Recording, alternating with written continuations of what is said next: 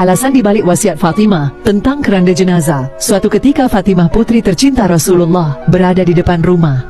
Tiba-tiba riuh rendah langkah kaki pembawa jenazah yang hendak menuju pemakaman lewat di depannya.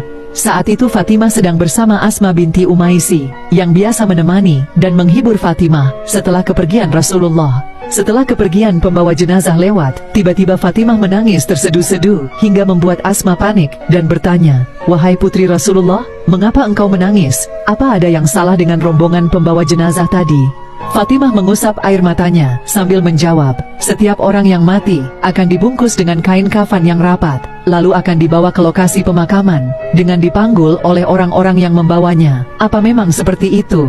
Dahulu, sebelum adanya keranda jenazah, bagi mereka yang meninggal, jenazahnya hanya dibungkus kain kafan rapat, lalu dipanggul di atas pundak orang-orang yang membawanya menuju pemakaman." Asma menjawab, "Tentu wahai putri Rasulullah." Kemudian Fatimah melanjutkan, "Dan aku pun kelak akan dibawa ke kubur seperti itu." Asma menjawab, "Benar wahai putri Rasulullah."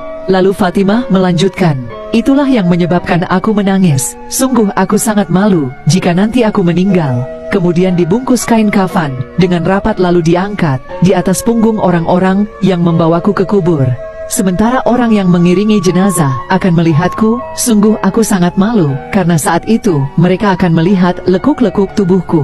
Mendengar ucapan Fatimah, Asma mengingat sesuatu dan berkata, "Wahai putri Rasulullah, di saat aku ke negeri Habasyah, aku melihat jenazah yang dibawa ke kubur, diletakkan di sebuah tempat yang disebut keranda. Bagian bawah terbuat dari kayu, bagian atasnya ditutupi kain. Aku pikir itu bisa menutupi pandangan orang dari melihat lekuk tubuh jenazah yang dibawa." Mendengar cerita Asma ini, tiba-tiba tangis Fatimah terhenti, dan wajah beliau berubah berseri-seri, sambil berkata, "Wahai Asma, sungguh aku berwasiat, jika aku meninggal nanti, tolong buatkan aku keranda mayat, seperti yang engkau ceritakan, agar lekuk tubuhku tidak terlihat saat dibawa ke pemakaman." Dan benar setelah Sayyidah Fatimah meninggal, maka dibuatlah keranda mayat untuknya, sesuai yang pernah disampaikan Asma. Menurut sebagian ulama, keranda tersebut dalam sejarah dikenal sebagai keranda pertama kali dalam Islam.